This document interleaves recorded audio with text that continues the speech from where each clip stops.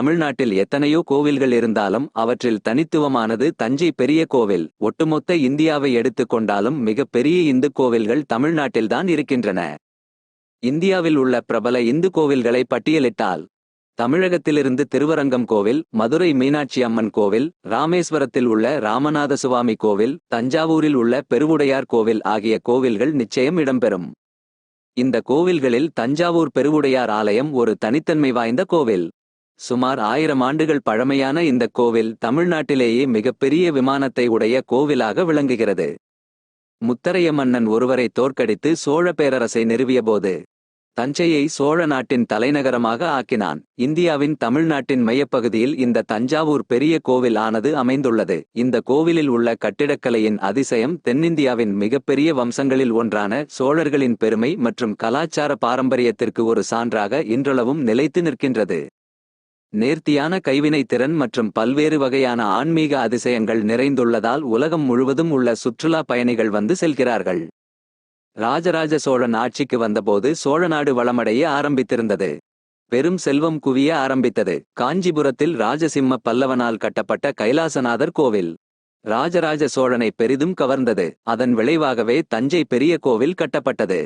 இந்த கோவிலில் அமைந்துள்ள வடிவமைப்புகள் அனைத்தும் பிரமிடு வடிவ கட்டமைப்புகள். சிக்கலான செதுக்கப்பட்டுள்ள சிலைகள் மற்றும் மிகப்பெரிய கோபுரம் நுழைவாயில்கள் ஆகியவை உள்ளன. இக்கோவிலின் சுற்றுவட்ட சுமார் 29 ஏக்கர் பரப்பளவில் அமைந்துள்ளது. கோவிலின் சன்னதிக்குள் சிறு சிறிய மண்டபங்கள் மற்றும் பெரிய நந்தி சிலையும் அமைக்கப்பட்டுள்ளது. இக்கோவிலில் உள்ள கருவறையில் சிவபெருமானின் மிகப்பெரிய தோற்றம் பிரகதீஸ்வரர் என்னும் பெயர் கொண்டு அழைக்கப்படுகின்றது. அப்போதைய திறமை வாய்ந்த கைவினை கலைஞர்களைக் கொண்டு சுமார் 13 அடி உயரத்திற்கு சிவபெருமானின் சிலை அமைக்கப்பட்டுள்ளது. தஞ்சை பெருவுடையார் ஆலயத்தை ராஜராஜ சோழன்தான் கட்டினான். மதுராந்தகன் என்ற உத்தம சோழன் மறைந்த பிறகு ராஜராஜ சோழன் ஆட்சிக்கு வந்தான். இதற்கு பிறகு தஞ்சையில் அமைதி நிலவ ஆரம்பித்தபோது தஞ்சை பெரிய கோவிலை கட்ட ஆரம்பித்தான் ராஜராஜ சோழன். புதுக்கோட்டை மாவட்டத்தில் உள்ள குன்னாண்டார் கோவில் பகுதியில் இருந்த குன்றுகளின் கருங்கற்களையே இங்கு பயன்படுத்தி தஞ்சை பெரிய கோவில் கட்டப்பட்டது. தஞ்சாவூருக்கு தெற்கு தென்மேற்கு திசைகள் தவிர அனைத்து திசைகளும் கால்வாய்களால் சூழப்பட்டுள்ளன. அந்த திசைகளின் வழியாக கனமான பெரிய கற்பாறைகளை கொண்டு வருவது கடினமானது. இருந்தபோதும் பாறைகள் கற்கள் கொண்டு சிறந்த பணியாளர்களால் கட்டப்பட்டுள்ளது. பெருவுடையார் கோவிலின் நுழைவாயில் கேரளாந்தகன் திருவாயில் என அழைக்கப்படுகிறது. இந்த நுழைவாயில் மீது 5 நிலைகளுடன் கோபுரம் ஒன்று உள்ளது. அதற்கு முன்பு தென்னிந்தியாவில் கோபுரங்களை உயரமாக கட்டும் மரபு கிடையாது. முதலில் உயரமாக கட்டப்பட்ட கோபுரம் இந்த கோவிலின் கோபுரம்தான். இந்த வாயிலுக்கு அடுத்து உள்ளது ராஜராஜன் திருவாயில். இதன் மீது கேரளாந்தகன் திருவாயிலை விட உயரம் குறைந்த கோபுரம் ஒன்று உள்ளது. வாசலுக்கு வெளியில் பிரம்மாண்டமான சிற்பங்கள் உள்ளன. இந்த வாயில்கள் தவிர தென் திசையிலும் வட திசையிலும் மேற்கு திசையிலும் ஒவ்வொன்று என 4 வாயில்கள் உள்ளன. இதில் வடபுறம் உள்ள அணுக்கன் திருவாயில் வழியாகவே ராஜராஜன் கோவிலுக்கு வந்திருக்க வேண்டும் என்கிறார்கள் ஆய்வாளர்கள். மதில் சுவர்கள் 4புறமும் சூழ்ந்திருக்க பெருவுடையார் கோவில் நடுவிலும் அதற்கு வடபுறத்தில் சண்டீசர் கோவிலுமே ராஜராஜ சோழனால் கட்டப்பட்டவை. தஞ்சை பெரிய கோவிலில் அம்மனுக்கென்று தனியாக கோவில் அமைக்கப்பட்டுள்ளது. தஞ்சை பெரிய கோவிலின் கோபுரம் தமிழக கோவில் கலை அதிசயங்களில் ஒன்று. இந்த விமான கோபுரத்திற்கு கீழே 11 அடி கனமான சுற்றுச்சுவருடன் கருவறை அமைந்துள்ளது.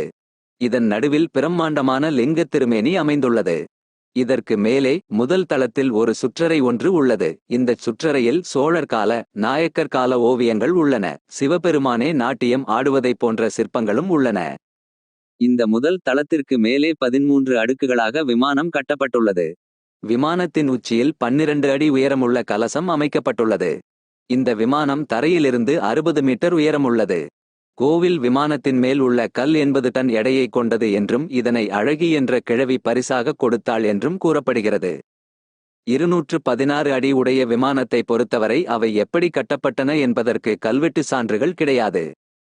சாரப்பள்ளம் என்ற ஊரிலிருந்து சாரம் அமைத்து உச்சியில் உள்ள கல்லை ஏற்றினர் என்று பல 100 ஆண்டுகளாக சொல்லப்பட்டு வருகிறது. அதேபோல இந்த கோவிலை பற்றி கூறப்படும் இன்னொரு கதை, இந்த கோவிலின் விமானத்தின் நிழல் தரையில் விழாது அல்லது கலசத்தின் நிழல் தரையில் விழாது என்று கூறுவார்கள். ஆனால் ஒரு சாதாரண தினத்தில் சென்றாலே விமானத்தில் எல்லா பகுதியின் நிழலும் தரையில் விழுவதை பார்க்க முடியும். அதேபோல பெருவுடையார் முன்பு உள்ள நந்தி தினமும் வளர்ந்து வந்ததாகவும் அதன் தலையில் ஆணி ஒன்றை அடித்து வளர்ச்சியை கட்டுப்படுத்தியதாகவும் கூறுவார்கள். ஆனால் இந்த நந்தியே பிற்கால மன்னர்களால் அங்கு வைக்கப்பட்டது. ராஜராஜன் காலத்தில் உருவாக்கப்பட்ட நந்தி தற்போது திருச்சுற்று மாளிகையில் உள்ளது. இந்த கோவிலில் ராஜராஜ சோழனின் சகோதரியான குந்தவை தன் பெற்றோரான சுந்தர சோழர் மற்றும் வானவன் மாதேவியின் உருவத் திருமேனிகளை வழிபாட்டிற்காக அளித்துள்ளதை ஒரு கல்வெட்டு கூறுகிறது. அதேபோல ராஜராஜ சோழன், அவனுடைய பட்டத்தரசி லோகமாதேவி ஆகியோர் உயிரோடு இருக்கும்போதே செப்பு சிலைகள் உருவாக்கப்பட்டன. அவை 20ஆம் நூற்றாண்டின் துவக்கத்தில் காணாமல் போய் தற்போது மீட்கப்பட்டுள்ளன. அதற்கு முன்பாக ஒரு செப்புத் திருமேனி ராஜராஜனாக கருதப்பட்டு வீதி உலாவுக்கு எடுத்துச் செல்லப்பட்டது. அது 19 அல்லது 20ஆம் நூற்றாண்டில் செய்யப்பட்டதாக இருக்கலாம் என்கிறார்கள். இது தவிர கோவிலின் தென்புற வாசல் படிக்கட்டுகளின் மேற்கு திசையில் சாமியை வழிபட வரும் அடியார்களை வணங்கும் வகையில் ராஜராஜன் மற்றும் அவனுடைய மகன் ராஜேந்திரனின் உருவங்கள் பொறிக்கப்பட்டுள்ளன. தஞ்சை பெரிய கோவில் வெறும் கோவில் மட்டுமல்ல, அது ஒரு கலைக்கூடம் என்று சொல்லும் வகையில் மிக அற்புதமான சிற்பங்களையும் அதைவிட அற்புதமான ஓவியங்களையும் கொண்டிருந்தது. இந்த கோவிலின் கட்டுமானம் மிக அற்புதமான ஒன்று. ஒரு கல்லுக்கும் மறு கல்லுக்கும் இடையில் எவ்விதமான ஒட்டுப்பொருளும் பயன்படுத்தாமல் கற்களை மிக நேர்த்தியாக இடைவெளியின்றி அடுக்கி மேலே உள்ள கற்களின் எடையால் அவை நிற்கும்படி செய்யப்பட்டுள்ளன. கோவிலின் கற்பகிரகத்தை பொறுத்தவரை உள்ளே லிங்க திருமேனியை வைத்த பிறகே சுவர்கள் எழுப்பப்பட்டுள்ளன. தற்போது கோவிலைச் சுற்றியுள்ள அகழி, கோட்டைச் சுவர்கள், கொத்தளங்கள் ஆகியவை நாயக்க மன்னர்களால் கட்டப்பட்டவை. பெரிய கோவில் அதன் சோர்கள் மற்றும் மண்டபங்களை மிகவும் நேர்த்தியான வடிவத்திலும் அவை அனைத்தும் உயர்ந்த கட்டிடங்களாகவும் கட்டப்பட்டுள்ளது. இக்கோவிலில் உள்ள சிற்பங்கள், புராண காட்சிகள், வான மனிதர்கள், தெய்வங்கள் மற்றும் தெய்வங்களை சித்தரிக்கும் படங்களும் வரையப்பட்டுள்ளன. கோவிலில் உள்ள சோர்களில் இருக்கும் சிற்பங்கள் அனைத்தும் சோழ வம்சத்தின் காட்சிகளை சித்தரிக்கின்றன. காலத்தில் வாழ்ந்த சோழர்களின் வாழ்க்கை முறை, கலாச்சாரம் மற்றும் அவர்களின் சகாப்தம் அல்லது சாதனைகள் அனைத்தும் இந்த சிற்பத்தின் மூலம் வெளிப்படுத்தப்பட்டுள்ளது. இங்கு செதுக்கப்பட்டுள்ள ஒவ்வொரு சிற்பங்களும் மிகவும் அழகான முறையில் செதுக்கப்பட்டு இருக்கின்றன. இவை அனைத்தும் பாதுகாப்புடன் இருக்கும் வகையிலும் செய்யப்பட்டுள்ளது. தஞ்சாவூர் பெரிய கோவில் இதுவரை சுமார் 1000 வருடங்களை கடந்து நிற்கும் ஒரு மிகப்பெரிய கட்டிடக்கலைக்கு சான்றாக விளங்கக்கூடிய கோவில் ஆகும். பல நூற்றாண்டுகளாக தஞ்சாவூர் பெரிய கோவில் அதன் கட்டிடக்கலை பெருமையை பாதுகாக்க பல்வேறு சீரமைப்பு மற்றும் பழுது பார்ப்பவர்கள் இங்கு வேலைக்கு அமர்த்தப்பட்டுள்ளனர்.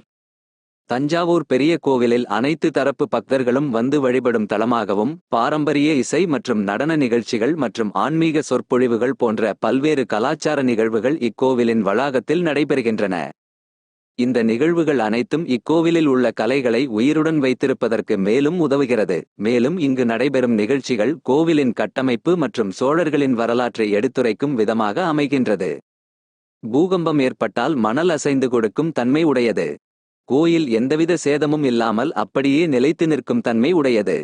கிட்டத்தட்ட தஞ்சாவூர் தலையாட்டி பொம்மையை போன்றது என்று சொல்லலாம். தமிழினத்தின் தனிப்பெரும் அடையாளமாக திகழ்கிறது. தஞ்சை பெருவுடையார் கோயில் ராஜராஜனின் ஆட்சி, நிர்வாகத்திறன், இராணுவ வலிமை, கலை, கட்டுமானம் என்று அனைத்துக்கும் சாட்சியாக நிற்கிறது. சுல்தான்களின் தாக்குதல்கள், மாலிக்குகளின் படையெடுப்புகள், மேலை நாட்டினரின் பீரங்கிகள், இயற்கைச் சீற்றங்களான இடி, மின்னல், நிலநடுக்கம் ஆகியவற்றை கடந்து 1000 ஆண்டுகளுக்கும் மேல் கம்பீரமாக நிற்கிறது. இந்த கோவிலை பெருவுடையார் கோயில், பெரிய கோயில், பிரகதீஸ்வரர் ஆலயம் என்று பல்வேறு பெயர்களிலும் அழைக்கப்படுகிறது. இந்த கோவிலை கட்டுவதற்கு எந்த வகையான ஒரு தெம்பு, ஆர்வம் நம் தமிழ் மக்கள் நெஞ்சில் குடியிருந்திருக்க வேண்டும். 1000 ஆண்டுகளுக்கு முன்பு இதை யோசித்து நடத்தியும் காட்டியிருக்கிறார்கள் என்பதை உங்களால் கற்பனை செய்ய முடிகிறதா? இயந்திரங்கள் எதுவுமே இல்லாத பொழுதும் பெரிய பாறைகளை கொண்டுவர வாகனங்களோ கிரேன்களோ இல்லாதபோது கட்டப்பட்டது இந்த கோவில். இவை அனைத்துமே மனிதனின் முயற்சியினால் வெறும் கைகளால் நடந்திருக்கிறது. இது ஒரு சாதாரண செயல் அல்ல.